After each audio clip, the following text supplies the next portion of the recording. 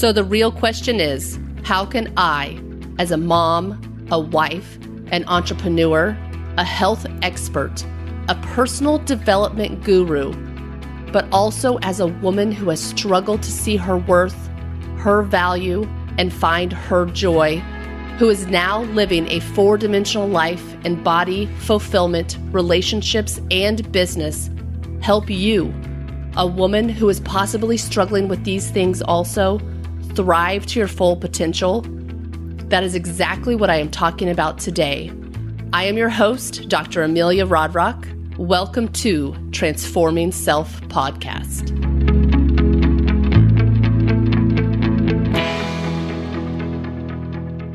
Good morning, good afternoon, good evening, wherever you are in your day. I hope you are having an amazing day. All right, so today we're going to talk a little bit about seasonal affective disorder or seasonal depression. So as we are getting into fall and winter will soon be upon us, there are a lot of people who will have some sort of seasonal depression, varying degrees of seasonal depression, some very, very depressed, some just very mild symptoms. And probably most people will have some mild symptoms on and off throughout fall and winter. And so I reached out to my Facebook community and I asked the women in my private group, what would you like me to talk about? What would you like to hear? What would benefit your life if I talked about it? And one of the recommendations I received was talking about seasonal depression. I imagine this affects the person who wanted me to talk about it. And so she reached out to me and really wanted me to discuss seasonal depression and things you can do to help maybe prevent and treat seasonal depression, and just a little bit about, what it is and what it looks like in somebody's life. So, most people know what depression is, and there's different schools of thought on what causes depression or why people might be depressed. Some people, it's very situational. They have something depressing in their lives. Somebody passes away, they fail a test, their husband and them are fighting, whatever. Sometimes it's very, it's something that is kind of a situational depression that causes you to be depressed maybe for a shorter amount of time. And then you deal with it, you work through it, you help kind of reframe stuff and you don't feel depressed anymore. Some people, they have more long-term depression. So maybe they've been depressed for years. Maybe it's not just seasonal. The recommendations we're going to talk about are good for all depression. We're just going to kind of specifically talk about seasonal depression today. And then, seasonal depression. So when the weather starts to change, when it's darker outside, we just had daylight savings last night. And honestly, I haven't really noticed much of a difference yet, but with the fall daylight savings, we're falling back. So I woke up this morning and my clock said 7, but it was actually, it said 7 because it automatically fell back. But, for me, it actually felt like 8. So I was like, oh my gosh, when I realized that it was actually 8 o'clock, my body time, I was surprised that I slept in so much because I'm not a big sleeper inner. I'm usually up and about. And, I had slept in and it was light because now it's going to be a little more light in the morning for a little while. And then as we get further into fall, we get shorter days. So then it'll be dark again in the morning, dark at night. And so then we're left with a limited amount of hours during the day. Now, seasonal depression. So, people in northern climates, people in Alaska, they have much more incidence of seasonal depression. I think a statistic I read was just right under 10%. People in, northern climates, people in Alaska and, stuff up north have about, that much depression, seasonal depression. And people who live closer to the equator, that percentage starts to go down. So I think the closest to the equator, it was like, 1.5% or something like that of people who get what they classify as seasonal depression. Now, seasonal depression typically happens in the fall and the winter. It can happen in the summer, and that has different symptoms. They present very differently. So we're going to specifically talk about fall and winter today, since we are in fall and we are transitioning to winter. I, for one, absolutely love fall. I love the coolness in the air. I love the trees that are dying, the leaves falling off. There's something regenerative.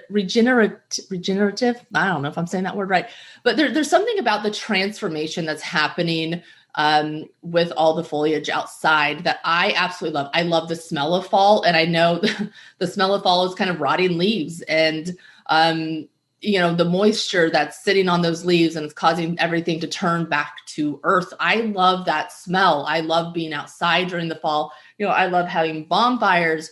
I love, s'more. I love all the things associated with fall. It doesn't hurt that my birthday is in the fall as well. It's this month in November. And I love Thanksgiving. Oh my gosh, Thanksgiving is my favorite holiday. I absolutely love Thanksgiving. My birthday is always right around Thanksgiving. This year, it's the day after Thanksgiving. So it's always a time for me of celebration, not only, Thanksgiving and being with friends and family and just giving thanks for what I have, but also to celebrate me turning a year older. And this year I'll be 41. So taking a step into the 40s, which is pretty exciting to me. But all right, so seasonal depression, sometimes people don't love the fall or don't love the changing of the seasons. They don't love the shorter days and the coolness and not being able to get outside as much. And it poses problems in people's lives.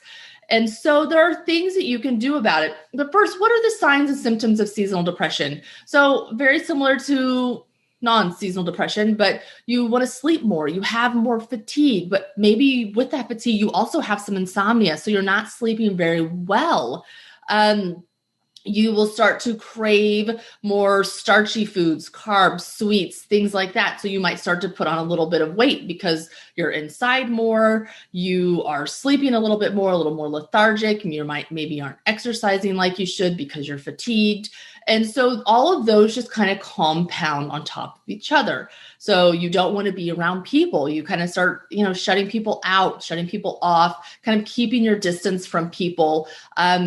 That has nothing to do with, the pandemic and not supposed to be around people. But you start to kind of just, disassociate with people in your lives and just kind of hole in on yourselves. And you want to stay in bed and you want to stay inside. And, I get it. Sometimes I want to stay in bed and stay inside too. But these are the signs and symptoms of seasonal depression. Now they can kind of get worse as the weather starts getting colder and colder. As the days get shorter and shorter, you might feel more fatigued. You might feel more like you want to stay inside and not get out. Trust me, I get it. When it's cold, I don't really want to get out a lot either. But when you're forcing yourself to have to do these things, and when you can really feel in your body that you're just so fatigued that you just can't, and you just want to stay in bed, and maybe you do stay in bed, then you might want to start looking at the fact that you might have some seasonal depression going on. And, I live in Kansas, so, we're kind of, we still have light, we'll still have light during the day. We're not, as dark as the northern states or Alaska, but we're also not Florida. It's not going to be 75 degrees and sunny all winter. So people in Florida have a less instance of seasonal depression because they can still get outside. They can still get their sun. They can still do the things that they want to do. Their days might be a little shorter, but they still have more hours of sunlight in the day. And that is very important when we're talking about seasonal depression and, what you can do for your body with seasonal depression. So why do we get seasonal depression? What is it about the shorter days and the less sunlight that give you seasonal depression? Well, we don't really know exactly why people get seasonal depression. We don't really know exactly why people get depression. It's kind of they think certain things, they have certain theories, but they don't 100% know why people are getting depression or getting seasonal depression. So one theory is the drop in serotonin levels. So serotonin is made in the brain. And there's a thought process behind the fact that fall and winter, less light, the brain is making less serotonin. And serotonin helps regulate the mood. It helps you sleep good. It helps all of these different things. So if you have less serotonin that your brain is producing, then your body is not going to be able to regulate your mood as easily. And so you can get stuck in that depressive cycle because your levels aren't being regulated very well. Also, melatonin levels change. So the change in the season can disrupt melatonin levels in your body as well. And melatonin also plays a big part in mood and sleep regulation and sleep patterns. So shift workers actually have a harder time with seasonal depression more than just in the fall and winter because their circadian rhythm is off. Their melatonin and their serotonin are not being produced as effectively in their bodies because they are sleeping a lot of times during those hours of the day when they need to be outside getting sun. So if you work third shift, you might feel like you have seasonal depression or more depression throughout your life because of that pattern, and it's just not regulating the way it needs to. So serotonin and melatonin are very important with regulating both mood and sleep patterns. And when they get thrown off, so does your whole body. And that's when you start having more depression and more seasonal depression or seasonal affective disorder, I think is what it's also called. So, that's some of the reasons why. Again, they're not 100% sure why, but there are many things you can do for this. So I'm here more to talk about the natural things you can do in your life for seasonal depression, and not so much the medical things. I know you can go to your medical doctor. They can give you an antidepressant or a mood regulator or whatever it is they give for this. But I'm more interested in natural ways to boost my body's serotonin, boost my body's melatonin, and to help, regulate my mood without having to add something like chemical or something artificial to my body.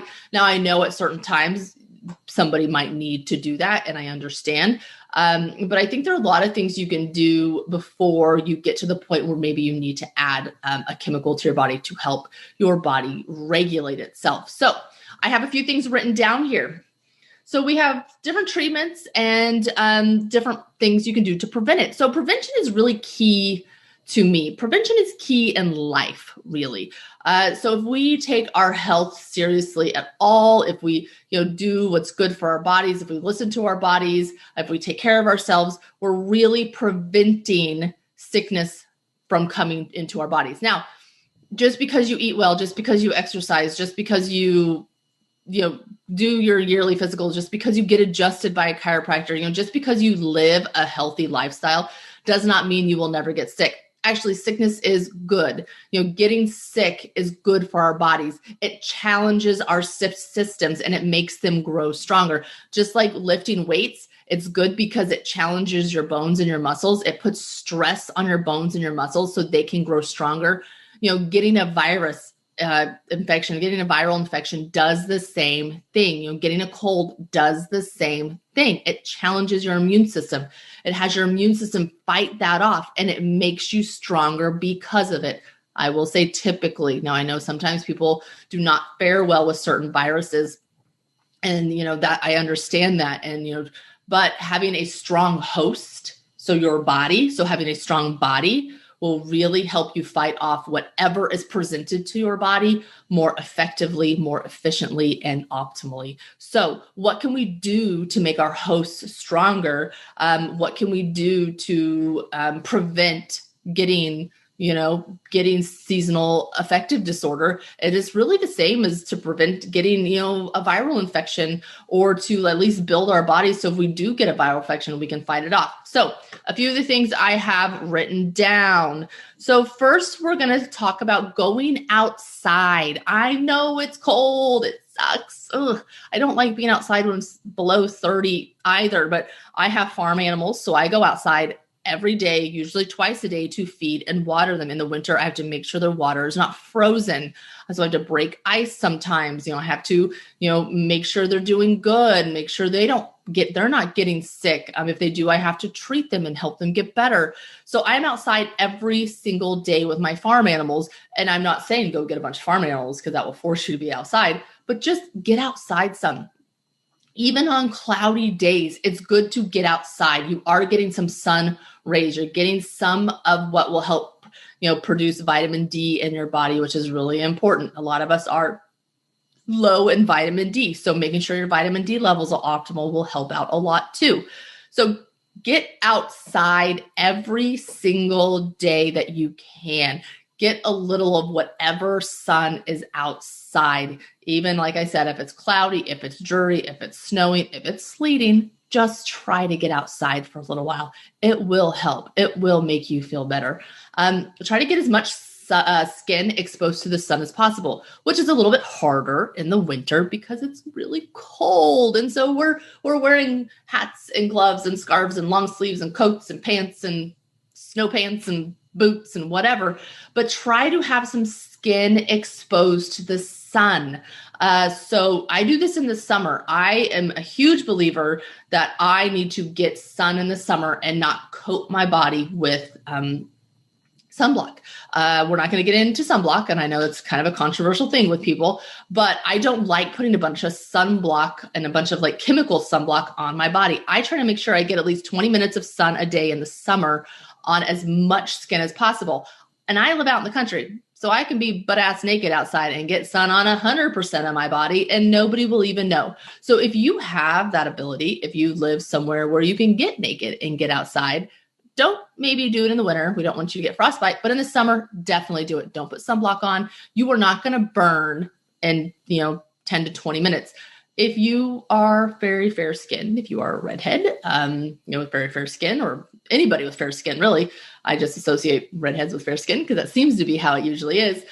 Maybe you start with the 10 minutes, don't go out and fry in 15 or 20 minutes because some of you will. If you're watching this video, you can see I have a more olive complexion. I burn, but I am less likely to burn because I don't have super fair skin. So 20 minutes is good for me. In the winter, I will go outside and make sure my face is exposed to the sun, make sure my hands are exposed to the sun.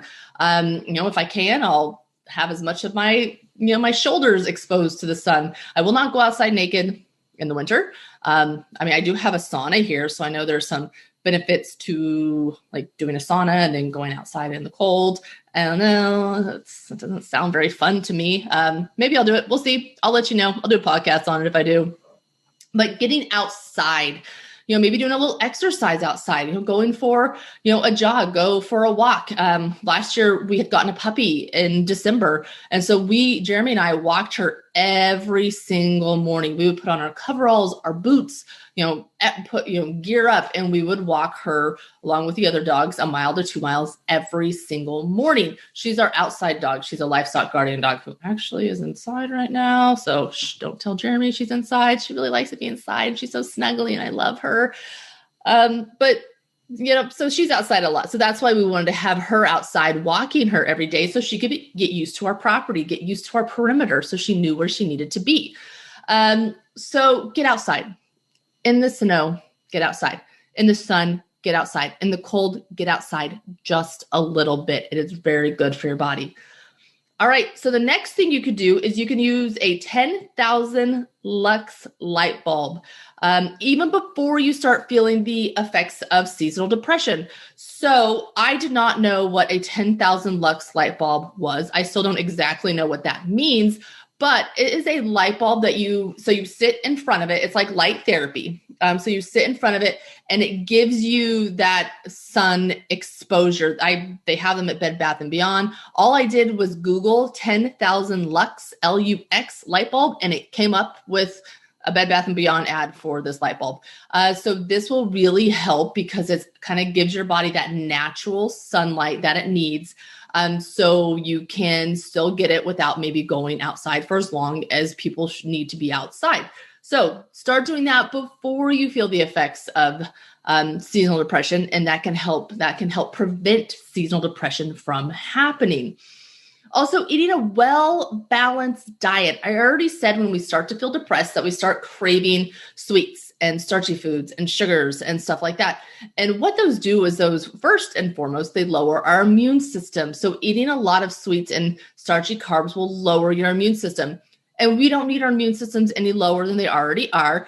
And I know, we're coming up on quote unquote cold and flu season, which in my opinion, it's not a season. People are just a little more susceptible to it right now because one, the change in weather, our bodies aren't getting used to anything and we're inside more. So we're not outside. We're not getting fresh air. We're cooped up more. So we're more likely to spread things when we're cooped up. So, eating that well-balanced diet, not indulging in lots of sweets and sugars. And I know the holidays are coming up and that those are full of sweets and sugars, but not indulging in a bunch of sweets and sugars will help us feel better. They'll help us help keep our immune systems functioning. So I know if I go out with my husband and we eat, maybe we go eat pasta, which we don't eat pasta very often, but we eat something that's really heavy and maybe we have a couple glasses of wine, I don't feel good. My digestion doesn't feel good. And having a healthy digestion and healthy gut flora will help your whole body function better. So just really watching your diet. And just because you cook at home a lot doesn't mean you have a good diet. And I know some people are like, oh no, I cook at home all the time. So I'm like, well, write down what you eat. And then I look at it, I'm like, oh no, this is full of sugar. It's full of, it's full of dairy. It's full of things that you shouldn't have all the time in your diet. So really eating a well-balanced, well-rounded, clean diet is important, especially right now. And if you want to know if you eat a clean diet, I suggest you keep a food journal. Write everything down. And that's really hard. Like when I keep food journals, I'm like, ooh, I don't want to write that down. I don't want to, nobody's going to see it, but I'm like, I don't want to admit that I ate that or I drank that. So really look at your diet. Like be honest with yourself. Be honest with your diet. Are you eating, healthy, good protein, clean protein? Are you eating lots of veggies? Are you adding a little bit of fruit in? Are you eating whole grains if you're eating grains? Like what are you eating? Really, really look at it. Exercising 30 minutes a day, 5 days a week. Now, I understand this is hard. I understand if you're tired, if you're fatigued, if you want to isolate yourself, it's hard to make yourself exercise, but do it. Do it as much as possible. Do some of it outside because that will help. Go to the gym. Surround yourself with some people who you want to work out with, people who make you laugh during the workout. And I know right now some people are avoiding gyms. And I mean, I don't. I understand the thought process behind it.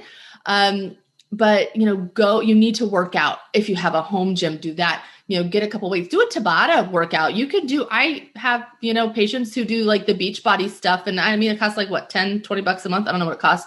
But I think you can get like an app on your phone and you can find workouts on your phone. Do something like that. You don't have to go to a gym if you don't want to. I enjoy the gym. I enjoy being surrounded by, women who are strong and working out with me. I go to a small personal training gym in the town I live in. And that works well for me because they're small group classes and they're all women and it's just a lot of fun. And they have like 4 or 5, 6, depending on the day, different classes throughout the day. And it's a lot of fun. So if you're looking for a local gym in Lawrence, I would suggest checking out Condition House. And that's Condition with a K. It's Zach and Whitney Schneider. Jeremy and I actually did a podcast with them. So I'm honestly not sure what podcast episode that is. I should have look that up. But we did a podcast with them.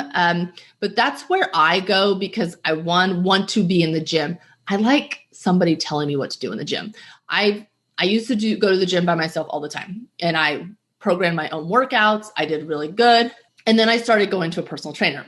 And now that I've been going to a personal trainer for probably 11 years and I've had a few different ones, I walk into the gym without one and I'm like, I don't know. Why am I even here? I don't know what to do. I don't know what any of this stuff is. I'm not sure how to even work out. It's like I forgot everything. I forgot everything I used to do because I, for 11 years, had somebody telling me what to do. And actually, I like it. I really enjoy going to the gym, how I do it. I've had one-on-one personal training before, which is fantastic. But I really like what I'm doing now because it's kind of it's almost like one-on-one, but there's anywhere from I've been the only one there before to, 8 to 10 other women. And it's a lot of fun. We have a lot of fun together. And it's a nice way to get to the gym and maybe not be in a big crowded gym, which a lot of people are trying to avoid right now. So that's a really good way to get some exercise. The Tabata workout at home or doing Beachbody at home. If you don't want to go to a gym, maybe invest in a small set of weights. So you have a little bit of weights you can do. There's a lot of things that make going to the gym or make working out easy. Go outside, go run. It's getting to be cold, so bundle up some when you run. I like to ride my bike, but again, it's getting to be cold. I'm not going to be riding my bike much. Walk, go walk, just move 30 minutes a day, 5 days a week. Increase your heart rate a little bit, 30 minutes a day, 5 days a week. Trust me, it's hard at first, but once you make it a habit, it will be a lot easier and you will get a lot better at it. Stay involved socially. So one of the things when we have seasonal depression is we want to hole up in our house. We don't want to get out. We kind of isolate ourselves. We want to be alone, which I get and I understand. And I validate the fact that you want to be alone and it's okay, but stay involved in your social circles. Even if it's just having some people over to your house, having a few women over to your house to do some things together, to have a bonfire, have a glass of wine, or, to sit and talk, stay involved, do things, get out of your house some, get out into the community, volunteer. When you volunteer, it kind of takes your mind off of yourself and what's going on with you and how you're feeling, and you can focus on helping somebody else. So volunteering is a really good way to stay involved in social circles and to help somebody else and to help yourself. So do that kind of stuff. Nutritional support. So there's all different nutritional support you can take. So the first one we'll talk about is omega-3 and 6 fatty acids. So this supports the nervous system, helps with cognitive function and hormonal balance. So omega-3 and 6 fatty acids are really important to take. Now you can get them in food. I mean, salmon has lots of omega-3s. A lot of food has, fatty acids. You just want the right balance of fatty acids. So we don't get as many omega-3s as we do 6s and 9s. 9s we don't need any more of. We have plenty of those in our diets. So really getting that omega-3 fatty acids is important, and having a good balance of the 3s and 6s is important. So get a good omega supplement. I know in our offices we have krill oil. Krill oil is a really good omega supplement because krill is a very small fish type thing. I'm not 100% sure what a krill is. I think it's a fish, but it's very small. So if you're worried about, heavy metals or mercury, because bigger fish tend to have a little more heavy metals or mercury in them, then going with the smaller fish like the krill is good. So getting a good omega-3, omega-6 supplement, something like krill oil, would be a good benefit for you. Also B vitamins. B vitamins are good for the nervous system and for healthy hormones. So, this is all about hormone imbalance and, serotonin and melatonin imbalance. So if we can balance that, then we will help out a lot. Okay. I thought I wrote something. Oh, there we go. I see what I'm seeing. This is what I want to talk about next. Good. The pineal gland. So, probiotics also for healthy gut. So healthy digestion, healthy gut is really important. So something else you can do is meditation. So meditation is something that I have been consciously adding into my life. And I only do 3 to 5 minutes of meditation a day. Sometimes it's in bed. Sometimes it's if I wake up in the middle of the night, tell me go back to sleep. But doing a little bit of meditation every single day is very helpful. And here's why. I had to write it down because it was interesting. I didn't know this actually. So meditation stimulates the pineal gland. So the pineal gland, I believe it's right in here, kind of in your forehead area. One theory about seasonal affective disorder is disturbance of this gland.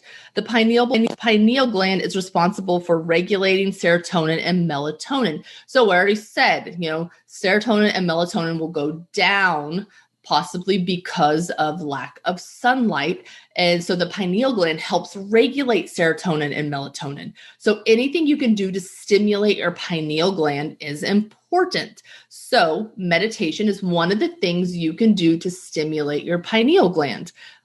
I thought that was very interesting. And another little interesting tidbit about the pineal gland. Now, I haven't done a lot of research on this. I've read a couple of articles about it, and I thought it was interesting. So I would suggest you go do your own research and just kind of think about this. Maybe keep this in the back of your mind.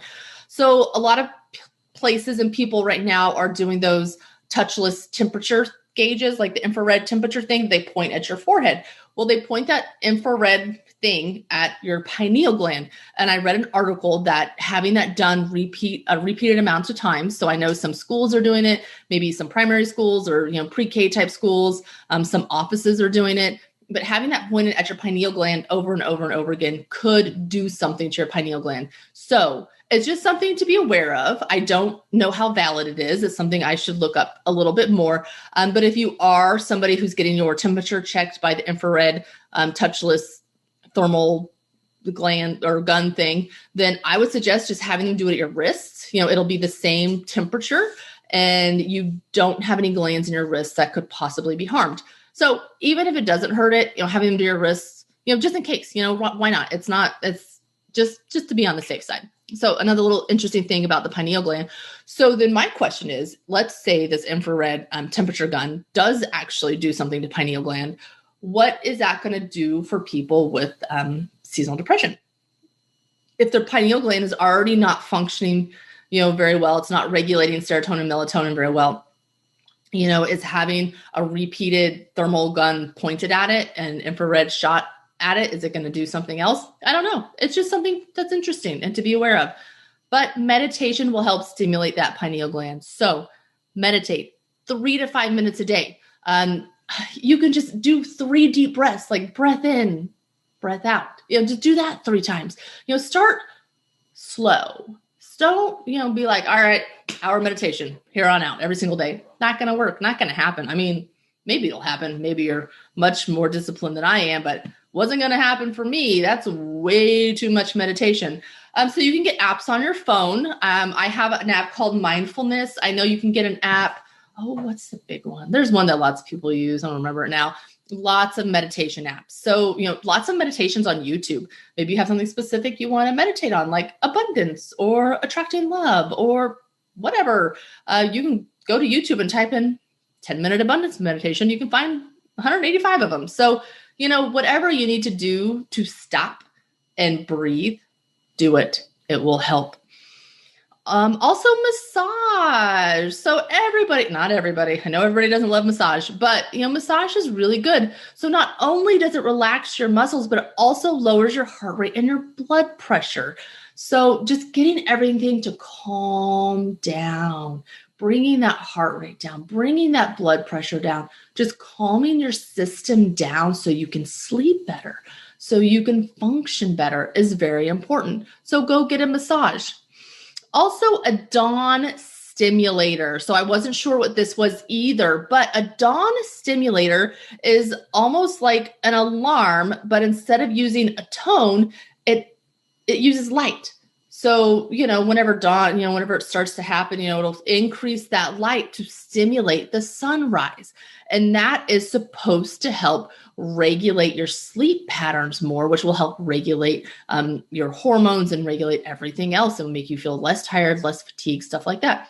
So again, Amazon has dawn simulators. Goodness gracious. So a dawn, DAWN, like the dawn simulator, look into that and see if that's something you can add to your morning instead of an alarm that jostles you awake and causes your heart to race and makes you not feel good. Use something that adds light and is like the sunrise instead of something that is going to startle you so much. So yeah, look into it. Like I said, I saw some on Amazon. They're out there. Also getting adjusted. I don't know how many of you who listen to this get adjusted by a chiropractor, but adjustments really help regulate the nervous system. And I know some people don't know that about chiropractic. They think it's for the muscles and the joints and, things like that, which it is. It helps the joints. It helps back pain, helps neck pain, helps headaches, all those things. But what it really does is regulate and normalize and optimize the nervous system. So if our nervous system is functioning optimally, the rest of our bodies can function optimally as well. And optimally is different for everybody. So optimally for me is maybe not optimally for you because our bodies are different. Our stress loads are different. What we've done in the past is different. But getting adjusted will help that nervous system function better, in turn help the rest of your body function better, which will in turn help you sleep better, help regulate your hormones better, help you just feel better. So wherever you live, whoever you are, I would suggest, even if you don't have pain, even if you just want to do it on a like maintenance type schedule, go see a chiropractor, talk to them about how getting adjusted could help with their nervous system and maybe help with some of their depression disorders. Now, I'm not saying it cures it, because that's not what it does. It just helps you function better. So look into that. All right. Let's see. I think that is about all. Just, you know what, if you're having some depression, you really have to decide, what do you want to do about it? Do you want to try the natural route first? Do you want to try exercising and eating better and getting outside and having a good social circle and, maybe the light therapy or some nutritional supplements? Or do you feel like it's so bad that you need to go to a medical doctor and get a prescription? And that's okay. Like I said, some people need to do that. And I don't want anybody to put their life in jeopardy because they want to heal their depression naturally. While I am a huge supporter of natural medicine and healing your body naturally and allowing your body to heal and giving it the best environment possible, I also know that sometimes you need help. Sometimes you need to seek outside help, whether it's from a therapist or a friend or me or a medical doctor or a chiropractor or me as a chiropractor or me as, a coach, whatever it is, I understand. And you really have to do what's best for you and for your family. You can't think about anybody else. What's best for you. I would encourage you, even if you are on some sort of antidepressant or, whatever they put you on now for depression or seasonal depression, add some of these natural things to your body. You will fare better in the long run, even if you are taking a medication, if you do start, exercising more, if you do start, eating a little bit better, just add things little. Don't try to go balls to the wall and add everything, all the things at once, because it's going to be overwhelming and you're not going to follow through. Add one thing. What's one thing you can do different in your life today to help you have a better outcome for next week or next year or, next winter or next fall? So what's one thing you can do? And then once you master that, what's another thing you can do? And then after that, what's another thing? And then what can you take out? So then what do you already do in your life that maybe isn't contributing to the life that you want? Then you can take that out. Do you drink too much? Okay. I'm not saying stop drinking. I'm saying let's start adding some good things to your body. And then let's look at your drinking. As long as you're not an alcoholic. That we have some other things we need to talk about. But, maybe you just feel like you drink too much. Well, let's start doing this, and then this. And then let's start reducing the amount that you're drinking. Maybe you don't exercise at all and you haven't for 15 years. Okay. We're not going to do 30 minutes, 5 days a week. Let's do 5 minutes, 5 days a week. Let's go out and walk a mile 5 days a week. Let's start adding little things and then let's, start taking things out. So let's, take out the junk food that you're eating. Let's take out the negative thoughts. That's a big one. That's a big one we need to work on. That's a big one we need to take out of our lives. And it's hard. It's really hard to take negative thoughts out of our mind. And what I feel like you can do is start putting positive thoughts into your mind and then slowly stop having those negative thoughts. And it's not something that's just that easy. You don't just stop having negative thoughts. There's a lot of work that has to be done. There's a lot of reframing that has to be done. There's a lot of triggers that have to be worked through. There's a lot of mindset stuff that has to be done.